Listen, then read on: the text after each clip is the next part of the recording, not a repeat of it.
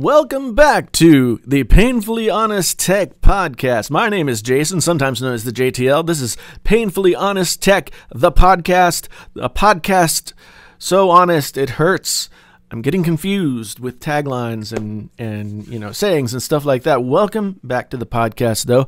I am both my intro person and the host of this show, Painfully Honest Tech, the podcast.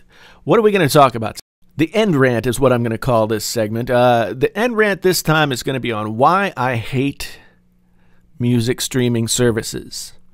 And I'll get to that toward the end. That's why it's called the End Rant. I've got some coffee here tonight. It's 7 o'clock here in the great Midwest of the United States. How are you guys all doing this evening? I hope it's finding you well, and I hope that you are doing something holiday related and fun.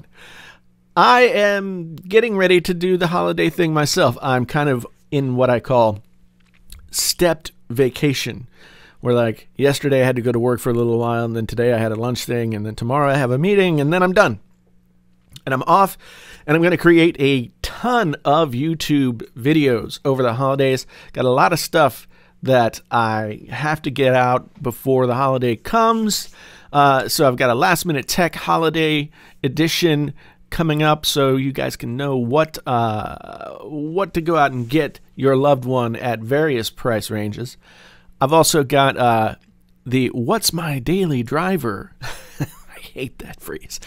What's My Daily Driver video. I'm going to talk about what I use every day and why I use it, and I think it'll probably surprise some of you. I think I'm going to do a little thought piece again on, is Apple back? ? So that's what I got coming up in the near future on the Painfully Honest Tech YouTube channel.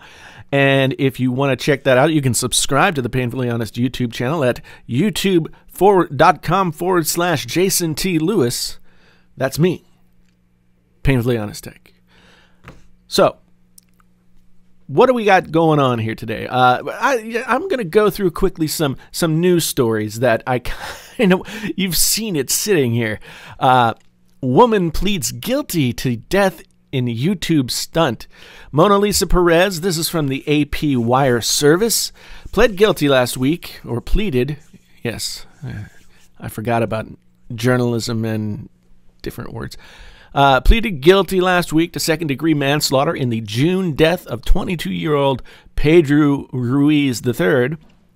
Perez has 2 young children with Ruiz. Perez told investigators they wanted to make a video of her shooting a bullet into a hardcover encyclopedia he was holding against his chest. According to court records, Perez said she fired a .50 caliber Desert Eagle pistol from about a foot away. 2 cameras recorded the incident. I shouldn't be laughing. It's not funny, but man, that's like that's Darwin Awards worthy. Though investigators withheld the footage, Ruiz died obviously from a gunshot wound to the chest. If you know anything about firearms, I grew up in West Virginia, so I know something about firearms.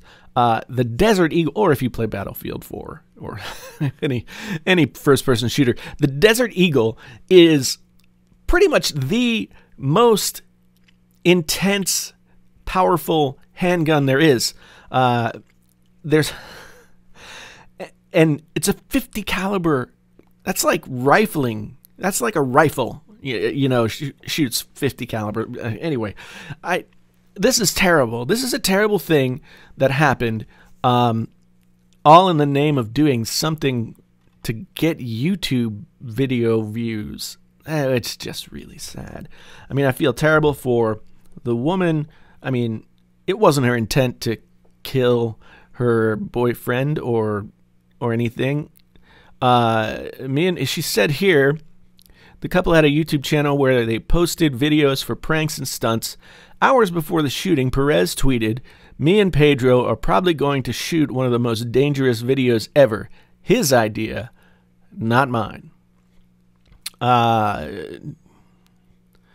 He always put a dangerous twist on the things he did. I mean, this is terribly sad. And should be an object lesson in A. YouTube videos aren't YouTube video views aren't worth that kind of effort, and B, handgun safety. If I learned one thing about firearms when I was growing up, it was the gun is always loaded and you never point it at anyone. This flies in the face of that, and so it's just really, really sad. I feel terrible for all the people involved, and I hope nothing like this happens again. So let's move over here. Oh, this is a deal that's being offered right now. 9 to 5 Toys, Amazon Gold Box Lightning deals. You can get the 29-watt USB-C wall charger for $39.50. The low price of $40. That's the one that you need, I think, to fast charge your iPhone 10 and all the other phones as well.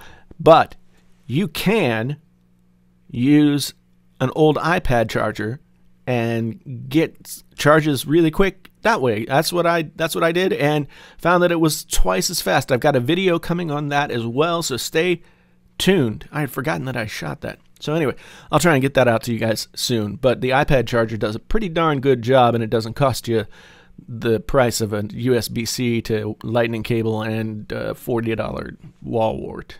So anyway, that's over at Amazon. Yeah, so search Apple's 29-watt USB-C charger at Amazon, and you'll find it. Apple slows down iPhones as batteries age, says report.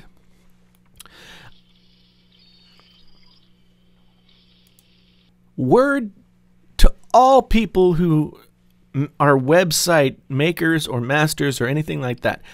Do not play things on autoplay on your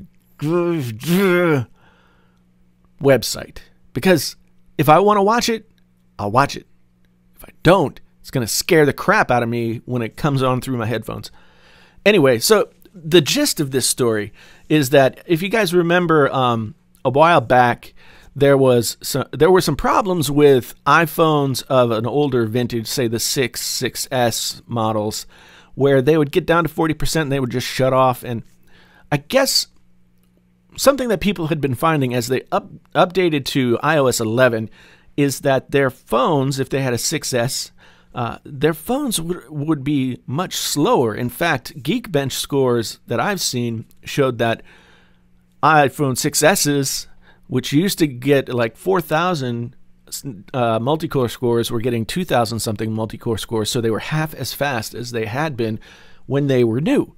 And people have been saying Apple is slowing down phones in order to get us to buy new phones, but that's actually not entirely the case, although it's a gentle nudge in that direction.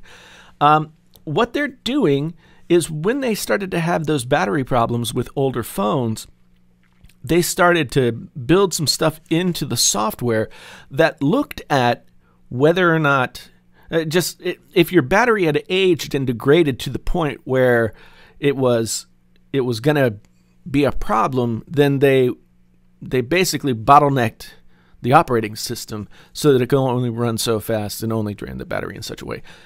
That's the gist of it.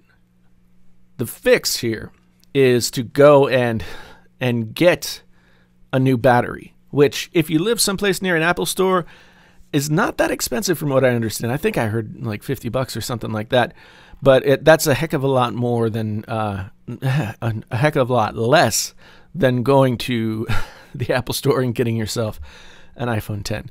So if you love the 6S and the 6S Plus, but you don't love the performance since you upgraded to iOS 11, see if it has something to do with your battery. Stop off at an Apple store, get it replaced. If you have AppleCare, it might still be covered, but it's because the batteries are older and are starting to degrade that iOS is slowing the phones down. It's not some great, sort of underhanded plot to sell more iPhone 10s, at least not directly.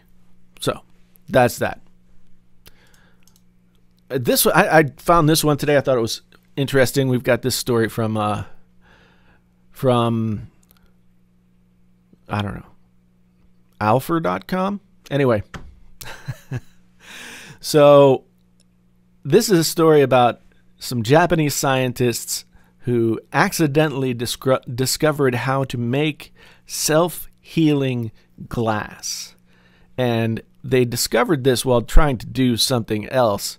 What was it? So, a polymer invented by mistake seems to be entirely self-healing, needing just an ambient temperature of 21 degrees Celsius. I don't know what that is in Fahrenheit. And 30 seconds of mild pressure to rebind. That's crazy. The people over at Corning, and I have a friend who works at Corning, the people over at Corning have got to be crapping their pants right now. Because if they don't have this technology and somebody does, somebody is going to make a lot of money. And it's not going to be Corning who makes Gorilla Glass, the stuff that is really annoying and doesn't have the strength that everyone claims that it has. The iPhone 10 and iPhone 8, the glass on that, Gorilla Glass 5, it's like soapstone. It scratches so easily. Anyway, self-healing glass. This is the age that we live in, friends. Self-healing glass. Maybe you'll never have to break your phone and just live with it again. We got a couple more here. We've got Ming Chi Kuo, who is the guy who seems to know everything about Apple. He's a KGI securities analyst, and he claims that we're going to see AirPod 2 coming sometime in the second half of 2018. I imagine that will be announced at WWDC in the October-ish sort of area. And if you're kind of on the fence about whether you should get the regular AirPods or if you should wait for the new and improved AirPods 2, well, right now, AirPods are sold out. Like, you can't get them until January. So if that was on somebody's Christmas list and you haven't picked them up yet, sorry, you're going to have to figure something out. Maybe just a couple of Q-tips in a floss box will fool them for long enough for you to be able to get your hands on some. Oh boy, I make myself laugh. They're also going to have the inductive charging case that is going to be on this magical charging mat that Apple claims that they're going to release someday for an ungodly price that is going to be completely ridiculous, but everybody will buy it because Apple. I don't know. That's my new thing, because Apple. That's what I'm going to say. This is going to happen because Apple. Apple happens. Yeah. So, again, upcoming topic on the channel, is Apple back? Have they turned the corner and found some of the old magic? We'll talk later. So, that's from Mac Rumors, that story. So we got AirPod 2 coming your way. Hopefully they sound better, because the AirPods are great in every way except for the fact that they sound like dog do. I can't listen to music on the AirPods. I can listen to audiobooks, podcasts, that kind of thing, because I don't care what they sound like, but I cannot listen to music with the AirPods. So maybe the AirPod 2s will fix that problem. So let's talk about a few other things here. Switch over to the main face cam, as it were. So if you've been following the channel, you know that I've been trying to figure out a way, by hook or by crook, to get an iMac Pro. And I really wanted to get one to cover on the channel. I really wanted to get one because it would be a great solution to the problem that I'm having right now, which is that there are so many bottlenecks in how I produce videos. The one that I know that I can eliminate is rendering time and encoding and that kind of stuff. And the iMac Pro, even the base model, would just take care of that immediately. So I'd been hoping to get one. And the more I looked at the math, the more I looked at the price tag, the more I realized that, there's just no way to come up with $5,000 without really like selling a bunch of stuff and making a bunch of sacrifices just to get that computer. And so I decided to go in a different direction. Now, I have always been a switch hitter when it comes to Mac and PC. I started out as a Mac person. My first computer that I had access to was an old Mac Classic II, and used that to write papers that can last a couple of years in college. It was my, well, they're my in-laws now, but it was my girlfriend's parents' computer that she brought back to use for college, and we kept it in my apartment, and I got to use it to write papers. Back in that time, of the 14.4 baud modem, there was no internet. There was BBSs. There were, intranets, I guess, networks between individual computers, and that was a lot of fun. But there was no internet. All you could do is play rudimentary games and do word processing and that kind of thing. So I started out there with the Mac and have sort of been a creative professional for most of my professional life. So therefore, at least up until recently, in the last few years, Apple has always been the better choice for creative work. If it's music, graphic design, video, whatever it is, Apple was sort of the company that had the programs and released the machines that were specifically purpose-built for the creative professional. And now the entire Adobe suite is available and quite good on PC. And so I've been using a PC and Premiere Pro. But Premiere Pro is very slow in the encode. So even though I had an incredibly beastly powerful computer in my PC, I still was having to wait a long time to get stuff encoded. So I went out to the Apple Store, which the only Apple Store that's close to me is in Des Moines, Iowa, and I live in Iowa City, so I had to drive to Des Moines, which is almost 2 hours to get to that particular mall where the Apple Store is. And at first I was just going to pick up another iMac, like an i7 iMac with a 2 terabyte Fusion drive, etc., etc. And then I thought, I've already gone down this iMac road, and while it was good, it sort of left some holes. I wanted to be able to do work other than like sitting here where I'm sitting right now. And so I just had to think about what I could do. I ended up, okay, long story short, I ended up getting a MacBook Pro, like the step down from the most expensive one. So this is a 15-inch MacBook Pro with 16 gigabytes of RAM, a 256 gigabyte solid-state hard drive, and in the space gray. It's a beautiful machine. It really, 256 gigabytes was the thing that really scared me, because 256 gigabytes is what I have on my 2015 MacBook Pro Retina display, and I didn't plan my storage strategy very well with that computer, and so I'm always clearing stuff off the main hard drive. But now I've got right in front of me 4 3/4, like 8, 4. Okay, so 12 3/4 terabytes of storage sitting right in front of me. Now I just have to figure out how to make it all work. And so that's what I've been doing, and I'm going to get that figured out as time goes on here over the holiday season, so I can get rid of some of those bottlenecks that are keeping me from being able to get stuff out as much and as often as I'd like to. So iMac Pro, putting it on a shelf. Let's put a pin in that. Maybe I'll be able to grab one of these days, but it's just a bridge too far for me at this point. Holiday season, as I said, holiday season is coming up. I'm going to be off work as of like 11 o'clock tomorrow, and then I'm just going to sit around in sweatpants and make YouTube videos and hopefully play some video games. I bought PUBG for the Xbox One. I haven't even played it yet. So maybe hit me up with your gamer tag if you're on Xbox One. Maybe we can get some multiplayer stuff going. I'm sure that I'm going to be so freaking terrible at this game that it will be laughable. But yay, whatever. So yeah, so I'm going to try and play some PUBG, maybe play through some PlayStation exclusives that I haven't finished. Uncharted 4.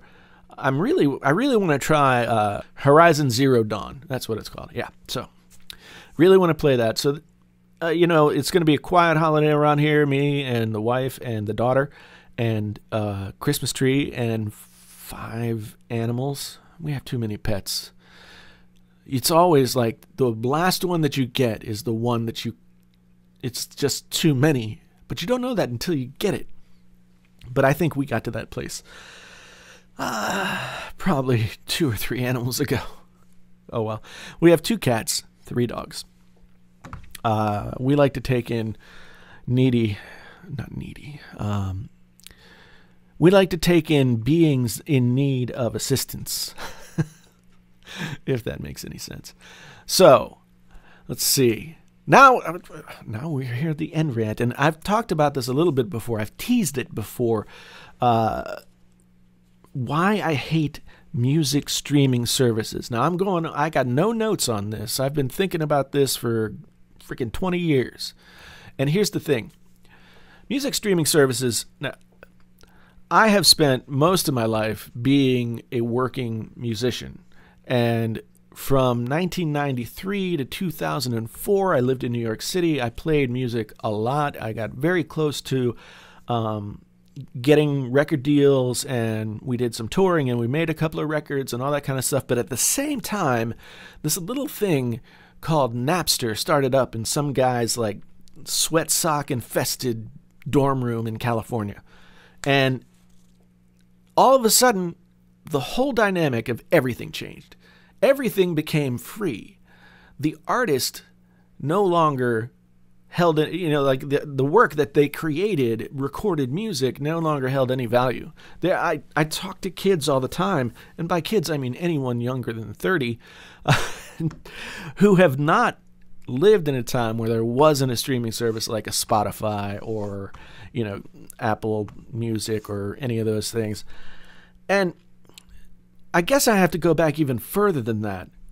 So the bottom totally dropped out of the music industry when digital music came to the fore, and the traditional record label system wasn't in the place to really react. There were 2 directions, 2 doors they could choose. They could choose to go with the new technology and be a leader in that new technology and partner with the people who are pushing that new technology out.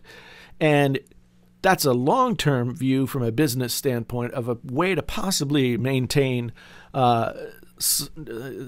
solvency. Or they could double down on what they're already doing, which is already something that's been baked in for 50 plus years, and they'll just ride it until it dies.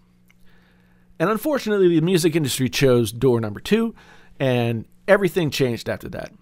It became very hard to work as a musician after that. And so I'm not blaming digital music for that. I mean, terrible things happened during my time in New York, like 9/11, and a lot of other things that just really kind of happened at these times when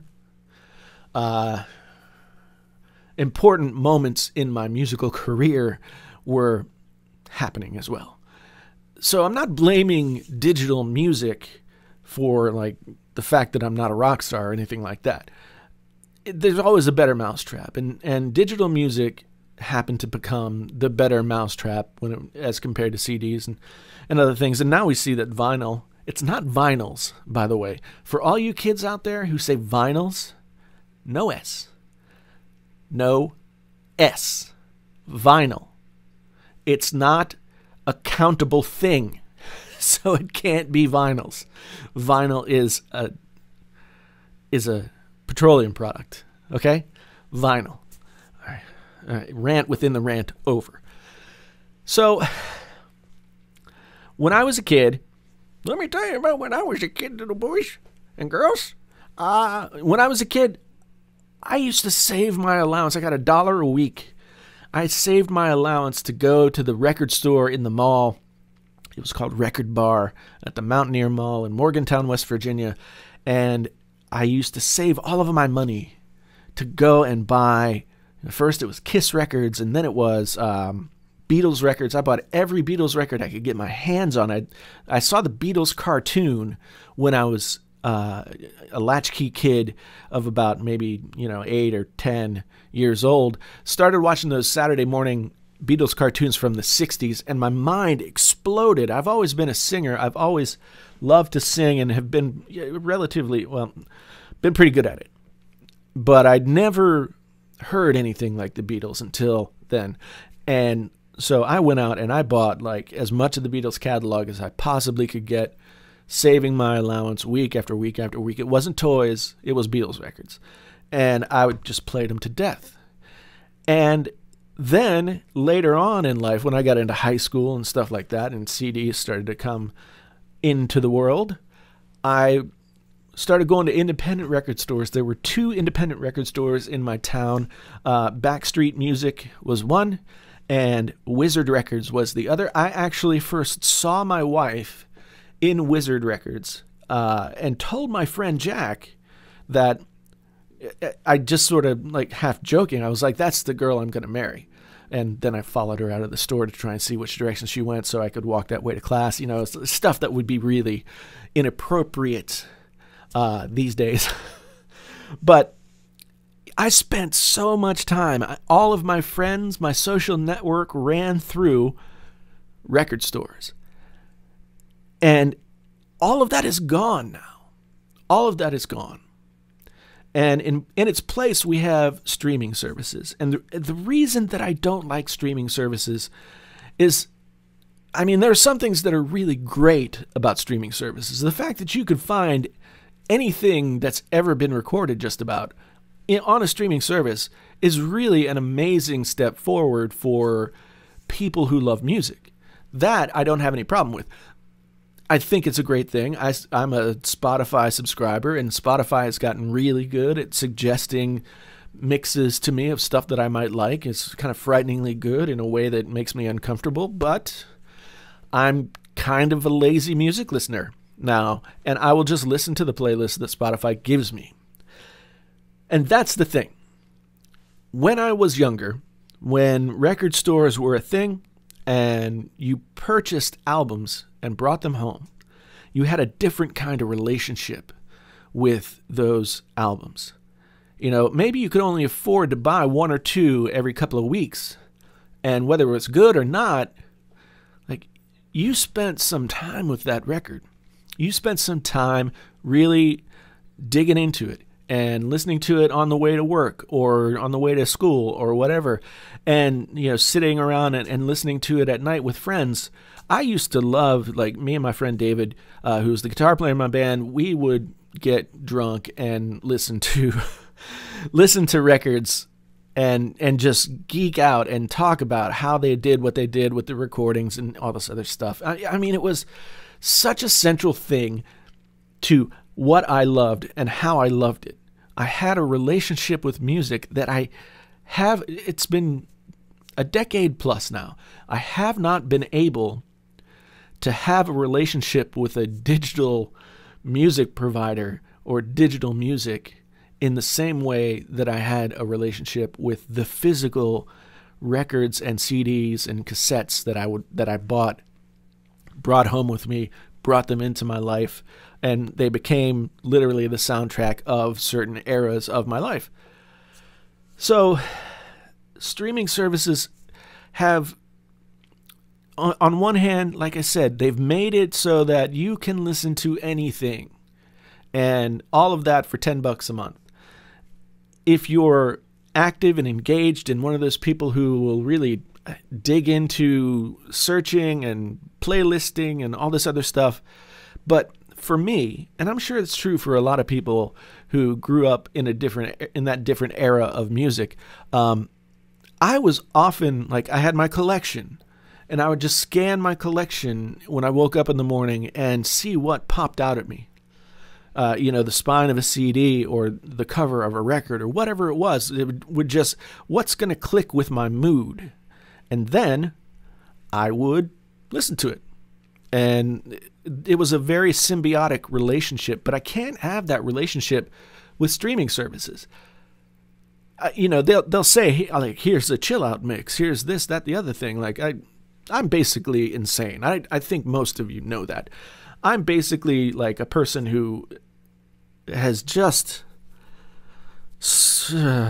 music is one of the things that helps me help myself get through the day sometimes. And I miss, like, with a real sort of longing and sorrow, I miss that relationship. Now, over here, I've got a turntable. I've got 300-400 records, and I've got 1,000+ CDs out in the other room, and I could listen to any of those at any moment, but I have become a lazy listener, and I'm trying to change that.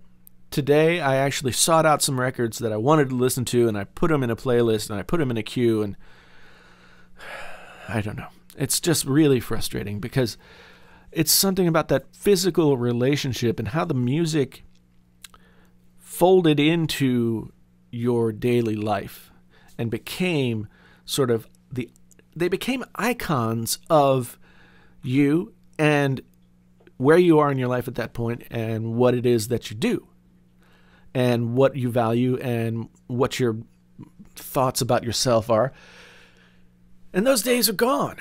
I mean, vinyl has become the medium of choice again, but digital music is so easy and so cheap that it's just easy to just sort of let something happen to you.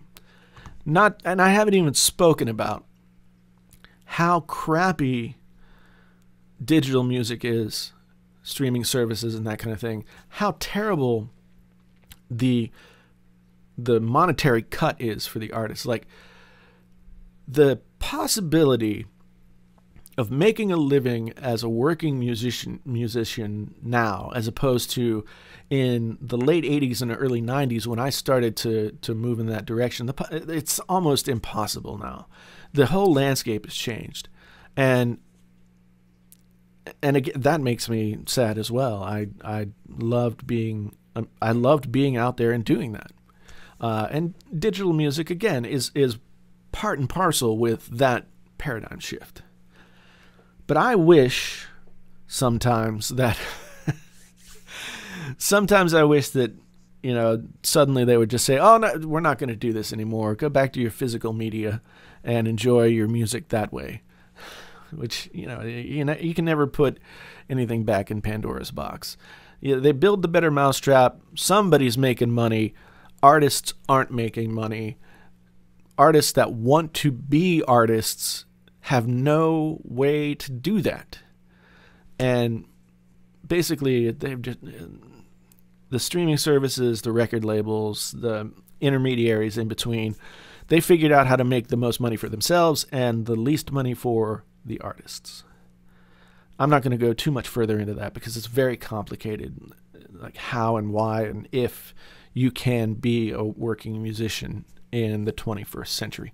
But so that's my end rant on why I hate music streaming services. Part of it is because I'm lazy. Part of it is because it has shifted the paradigm away from a relational value, a relationship between you and the music that you hold in your hand and you think about and you decide to purchase. So that's that. Let me know what you think down in the comments of this video, or send me a message on the Twitters. You can get me at Jason T. Lewis on the Twitters if you feel like doing that. Again, if you feel like helping me out, and I want to do more and more of this stuff, and eventually working toward maybe doing this as my full-time gig. In order to do that, I need to figure out ways to make the income work. If you feel like supporting the channel, I have a Patreon. Patreon has backed off of their crazy, let's put all the costs onto the person who's giving the money thing. everything on Patreon is back to being the way it was. And you can find me on Patreon at patreon.com/painfullyhonesttech. It's weird to ask people to subscribe to you. And that's basically what Patreon is. But as I get settled here in the rest of this year, I'm going to really build the Patreon so that people are getting something other than my face for the money that they pledge. Anyway, thank you so much for being here, checking out episode 2 of the Painfully Honest Tech, the podcast. A podcast so honest it hurts. Oh, if you made it this far, then, say poop in the comments or something. I don't know. Don't do that. People won't understand. Thank you again for being here. My name's Jason, sometimes known as the JTL. Until the next time, I'm out.